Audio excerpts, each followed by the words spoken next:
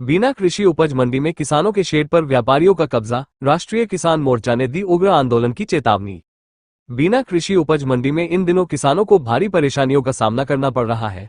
मंडी में किसानों की सहूलियत और उन्हें धूप बारिश से बचाने के लिए बनाए गए शेडों पर व्यापारियों ने अपना माल रखकर अवैध रूप से कब्जा कर लिया है। इसके चलते अपनी उपज बेचने आ रहे किसानों को मजबूरी में खुले आसमान के नीचे कड़ी धूप में खड़ा होना पड़ रहा है, जो कि पूरी तरह से नियमों के विरुद्ध है। इस गंभीर समस्या को लेकर राष्ट्रीय किसान मोर्चा के प्रदेश कार्यकारी अध्यक्ष अरविंद पटेल ने तीखा रुख अपनाया है। उन्होंने इस पूरे मामले की लिखित शिकायत मंडी बोर्ड सागर से की है।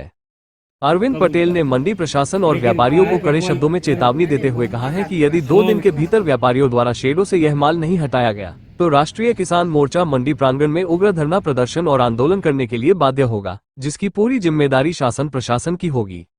इसके साथ ही उन्होंने मंडी के धर्मकांटे पर भी गंभीर आरोप लगाते हुए कहा कि यहां तौल के दौरान प्रति क्विंटल 300 ग्राम अनाज की अवैध वसूली कर किसानों को लूटा जा रहा है। जब इस संबंध में व्यापारी संगठन के अध्यक्ष संदीप जैन से बात की गई तो उन्होंने सफाई देते हुए कहा, बीना मंडी वर्तमान में बी ग्रेड की है, लेकिन यहां अनाज की आवक ए ग्रेड मंडी के स्तर की हो रही है।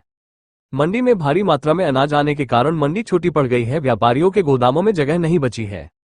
इसी मजबूरी में माल को शेड में रखना पड़ रहा है। उन्होंने मांग की है कि मंडी को जल्द से जल्द दूसरी जगह शिफ्ट किया जाए ताकि व्यापारियों को पर्याप्त जगह मिल सके। दूसरी ओर मंडी सचिव प्रकाश माको ने इस पर सख्त रुख अपनाते हुए स्पष्ट किया है कि किसानों के लिए निर्धारित किए गए शेडों में व्यापारियों को माल रखने की कोई अनुमति नहीं दी गई है। उन्होंने आश्वासन दिया है कि जल्द ही सख्त कार्रवाई करते हुए शेडों से व्यापारियों का माल हटवाया जाएगा ताकि किसानों को राहत मिल सके।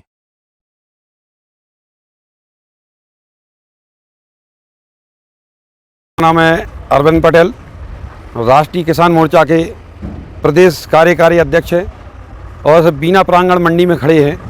और इस बीना प्रांगण मंडी में जो व्यापारियों का और मंडी कमेटी के कर्मचारियों के मिलीभगत से इस मंडी में जो कब्जा है, कई बार हम रिक्वेस्ट कर चुके हैं शासन प्रशासन को, कई बार हम आवेदन भी कर चुके हैं। पहले जब हम जिले लेवल के अधिकारी थे, जिला का हमारे पास प्रभार था राष्ट्रीय किसान मोर्चा का, आज हम प्रदेश में पहुंच गए। और ये आपको बताते हैं व्यापारी और मंडी कमेटी के कर्मचारी, माने मध्य प्रदेश शासन के जितने भी कर्मचारी हैं, किसानों के लिए जे लोग अकेले जहर नहीं दे पा रहे, बाकी लोग मंडियों में इनके कब्जा हैं व्यापारियों के। और मंडी बोर्ड के जो भी कर्मचारी हैं, शासकीय कर्मचारी हैं, उनकी वजह से ही मिली भगत से, क्योंकि इनका पैसों का शाम की टाइम लेन देन होता है। और किस प्रकार का कब्जा है ये देखो आप, ये किसानों के लिए है ये सारी चीज़ें, जहाँ 3 सेट पर पूरे में मंडी में देख लीजिए आप। और दूसरी चीज़ अभी हमने पकड़ी है कि जो बोली लगती है किसानों की, तो जो जिन्स होता है वो जिन्स पे बोली लगती है, चाहे गांठे हो, मिट्टी हो, कुछ भी हो।